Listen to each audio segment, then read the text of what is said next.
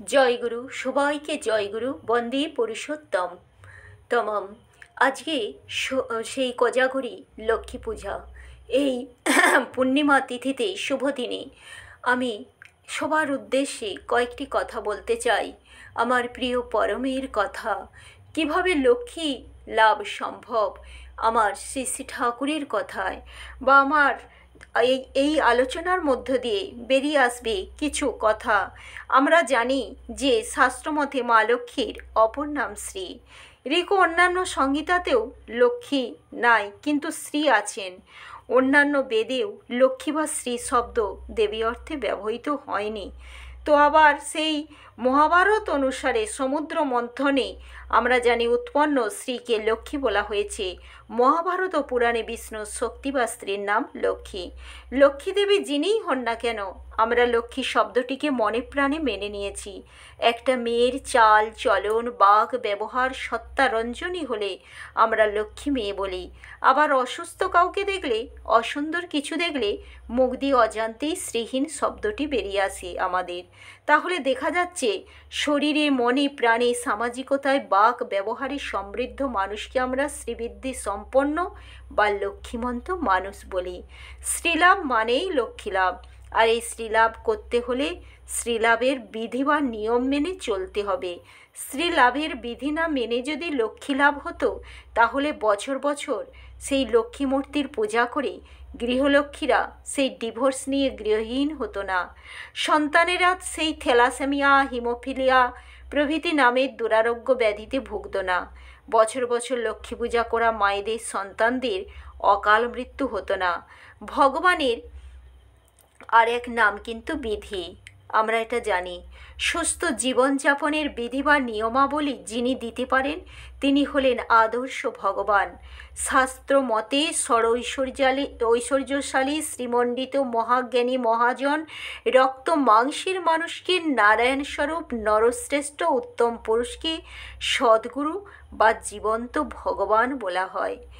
আর এদিকে শ্রী শ্রী ঠাকুর আমার বললেন যে কোড়া যদি থাকে তবে সঙ্গে থাকে লক্ষ্মী। লক্ষ্মী কথার মানে আলোচনা, দর্শন, জ্ঞান, আর কি বললেন চিহ্নিকরণ ইত্যাদি। এগুলি না থাকলে লক্ষ্মী পাওয়া যায় না। আরও বললেন যে চলনহারা চরণ পূজা বন্ধা পূজা সেই জানিস, আদর্শেতে অটুট চলন বর্ধনা তোর তাই মানিস। আজ সেই শুভ কোজাগরী লক্ষ্মী পূজায় তাই আমি কয়েকটা কথা বলছি যে সংসারের সার্বিক শ্রীবৃদ্ধি কামনায় আমরা ঘরে ঘরে লক্ষ্মী পূজা করি। প্রথাগত লক্ষ্মী পূজা করা সত্ত্বেও আমরা আমাদের অভাব দূর করতে পারছি না। শান্তির অভাব, সুখের অভাব, ধৈর্য সহ্য স্থিতদি থাকার অভাব, টাকা পয়সার অভাব বে আমরা জেরবার। অভাব থেকে অকে বাদ দিতে হলে সেই সদ্গুরুর ভাবের সাথে ভাব করতে হয়। শ্রী শ্রী ঠাকুর সেই ভাব অর্জনের নিদানে বললেন, লক্ষ্মী মানে শ্রী, শ্রী মানে সেবা, আর পূজা মানে বর্ধনা। দেবী লক্ষ্মী রূপিণী গৃহিণীরা সদাচার পালন করে কীর্তি, শ্রী, বাক, স্মৃতি, মেধা, ধৃতি ও ক্ষমারভাবে সিদ্ধ হতে পারলেই লাভ হবে লক্ষ্মী। নারায়ণের প্রতীকস্বরূপ স্বামীকে, সংসারকে, পরিবেশকে সদাচারী সেবায় সন্তুষ্ট করতে পারলেই শ্রীবৃদ্ধি হয়ে লক্ষ্মী লাভ হবে। তাড়ালেও যেতে চাইবে না। অসদাচারী ঘরের গৃহিণী নিজেকে অশুদ্ধ করলে সংসার হয় লক্ষ্মী ছাড়া। তাই তো শ্রী শ্রী ঠাকুর আমার বললেন, সদাচারী বাঁচে বাড়ে, লক্ষ্মী বাঁধা তার ঘরে। সত্যিই তাই। অনেক অর্থ পয়সা, টাকা পয়সা থাকলেই যে সেই নারীর লক্ষ্মী খ্যাতিমণ্ডিতা হইবে তা কিন্তু নয়। এমন অনেক ঘর দেখা যায় যেখানে হয়তো অনেক প্রাচুর্য বিলাসিতা নেই, কিন্তু আছে শান্তি।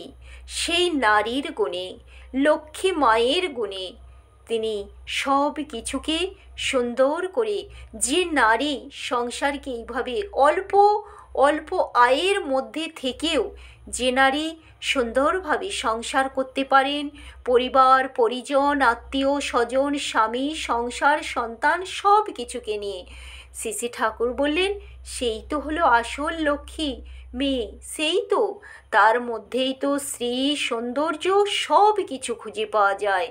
আর স্বামীর অনেক আছে, সেই পয়সা দেখে কোনো নারী যদি অসদাচারী চলনে চলে, উল্লঙ্ঘন উচ্ছৃঙ্খল চলনে চলে, স্বামীকে পরোয়া করে না, ঝগড়াঝাটি করে অশান্তি করে, স্বামীর মনে কষ্ট দিয়ে কথা বলে, পরিবার পরিজনকে দেখে না, আত্মীয় স্বজন এ বাড়িতে এলে সেবাপরায়ণা নয়, সে নারীর ঘরে কখনোই লক্ষ্মী থাকে না।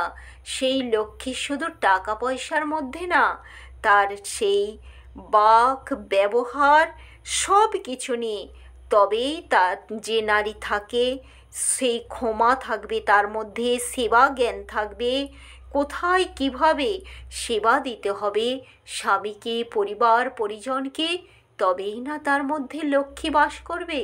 শুধু ওই লক্ষ্মী পূজা কিছু ফল নৈবেদ্য উপকরণ ফুল বেলপাতা বা তুলসীপত্র, যদিও তুলসী পাতা লক্ষ্মী পূজায় লাগে না, এই সব দিয়ে পূজা করলেই কি ঘরে দেবতা বা দেবী আসে? তা কিন্তু নয়। অন্তরটাকে দেবতার ভাবে যখন রঞ্জিত করে তুলতে পারি, তখনই কিন্তু দেবতার আবির্ভাব ঘটে, তার আগে কিন্তু কখনোই নয়। তো জয়গুরু, সবাইকে জয়গুরু, বন্দে পুরুষোত্তমম। সবাই খুব খুব ভালো থাকবেন, প্রিয় পরমকে নিয়ে চলবেন, সবার ঘরে ঘরে লক্ষ্মীশ্রী বজায় থাকুক। জয়গুরু।